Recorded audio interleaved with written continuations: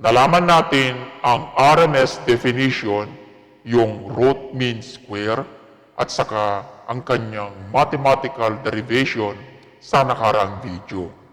Kung di mo pa yan napanood, Kojo, isuggest ko na panoorin mo para mas malinaw ang video na aking ginawa para malaman nating mabuti kung paano ang tamang paraan ng pagkuha ng amplifier power output dito sa channel ko.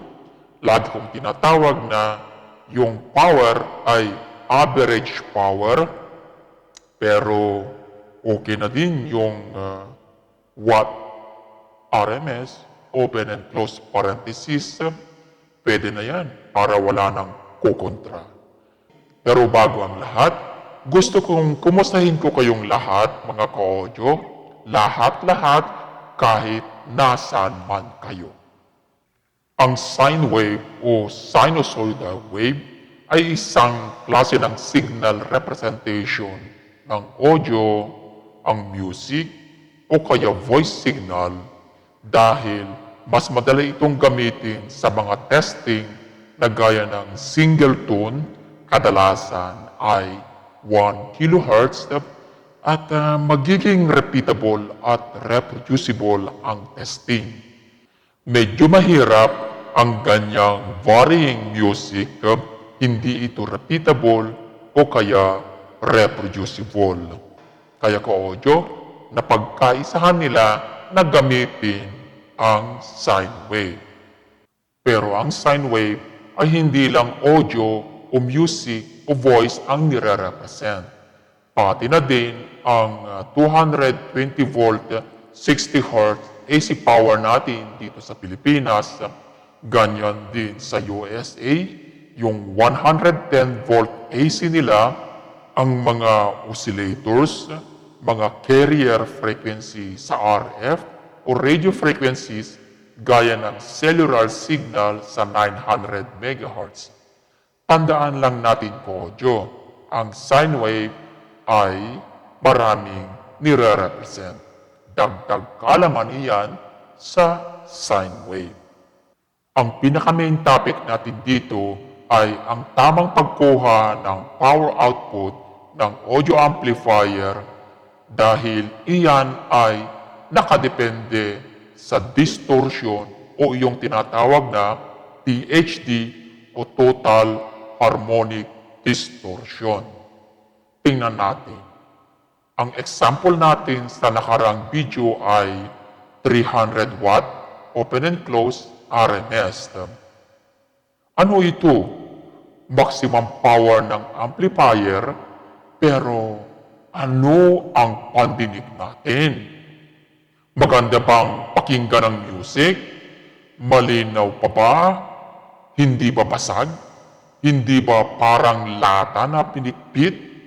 Ano yung 300 watt na yan na pinagmamalaki natin minsan? O 1,000 watt? Ano yan? Hindi ba? Ayan po ang punto ko dito. Dahil ang maximum power ng amplifier natin ay naka-reference kung gaano kalinaw ang music, malakas nga pero basag naman at pangit pakinggan.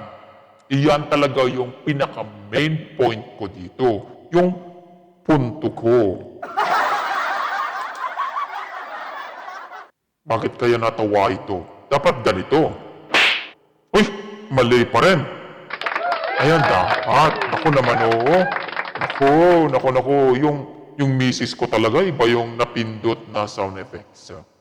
Ang mga tamang equipment sa measurement ng maximum power output ng audio amplifier ay dapat mayroong distortion meter o THD meter para malaman ang harmonic distortion. Mayroon ding oscilloscope at kung mayroon kang voltmeter, yung tinatawag na true RMS, mas mainam. Kapag nagkaroon ng 10% doon sa THD meter, well, basahin natin ang voltage swing doon sa resistive load. Mababasa natin yan sa ating voltmeter na through RMS. At kung ang basa natin ay halimbawa ay 49 volt RMS, iyan ang gamitin natin doon sa pag-compute ng power formula. Gusto kong ipinpoint dito na iyong 10% ay hindi na buo yung sine wave. Makikita dito na yung taas ng sine wave at saka yung ibaba niya ay may tapyas na, hindi na kumpleto yan. Iyan ang sinasabi na amplitude distortion at iyan yung equivalent ng 10% distortion. Kumbaga mayroon nang naririnig na basag yung music. Sa mga sensitive ang tainga, ayaw na niyang pakinggan yung may 10%. Kaya naman mayroon din tayong 1% THD rating. Example natin ay iyong 39 volt RMS, yan ay bumaba kumpara doon sa 49 volt RMS noong 10%. Di ba napansin niyo yan? Ang kaibahan ng voltage swing ng 1% at saka 10%. Yung 1% kasi malinaw. Wala kang maririnig na basag. Yan talaga ay hi-fi na hi-fi. Kapag kinumpara natin ang power sa 1% at saka sa 10%, makikita ang malaking kahibahan. Yung 1%, mas mababa ang power. Yung 10%, mataas yung power. Kaya ka-audio, yung THD o Total Harmonic Distortion ay napakahalaga kung sabihin natin ang power output ng isang amplifier, maka-DIY man ito o commercial amplifier. Diyan talaga pagkakaalaman. Ini-specify talaga ang mga parameter sa pagkuha ng power output gaya ng 190.12 watts RMS, open and close parenthesis, at 1 kHz sine wave, 8 ohms, at 1% THD. Iyan, napakalinaw po, di po ba ka-audio? Ipaalala ko din na dapat malaman ang totoong ohmic value ng resistive load, hindi lang haka-haka na 8 ohms. Kailangan sukatin natin sa pamamagitan ng ohmmeter kung ano talaga yung value, yung totoong value ng resistive load. Halimbawa, doon sa 1% THD natin, ang dating average power na 190.12 watts ay naging 176.8 watts na lang. Tingnan mo yung nabawas dahil sa ohmic value ng resistive load doon sa pag-compute ng power. Dati kasi, ginamit natin ay 8 ohms lang. Pero ang totoong value pala ng resistive load ay 8.6 ohms. Kaya yan, bumaba yung power. Pero iyan yung totoong power. Kasi iyan yung totoong ohmic value ng resistive load. Finally, mga ka-audio, ang reference ko dito sa pagkuha ng power output ng ating power amplifier o mga commercial amplifier ay ang FTC Title 16 Part 432. Yan, tinignan ko pa yung kodigo ko. Kaya medyo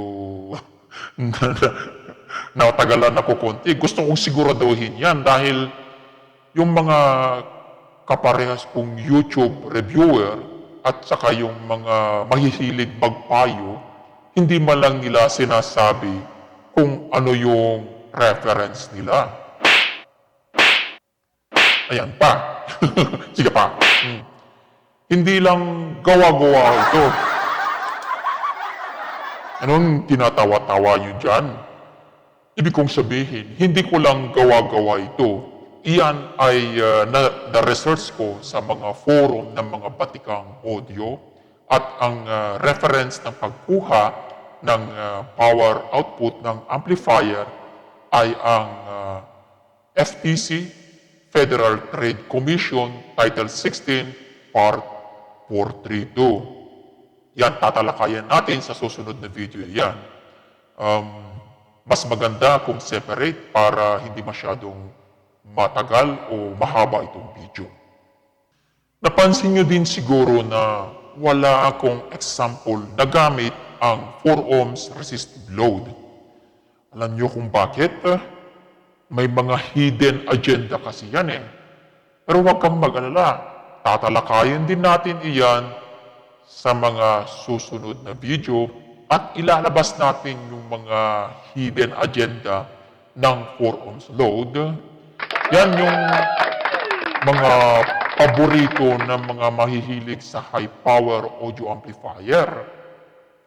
Mga favorite topic ng mga reviewer na parang di alam sinasabi na kapag gumamit ka ng 4 ohms double yung power.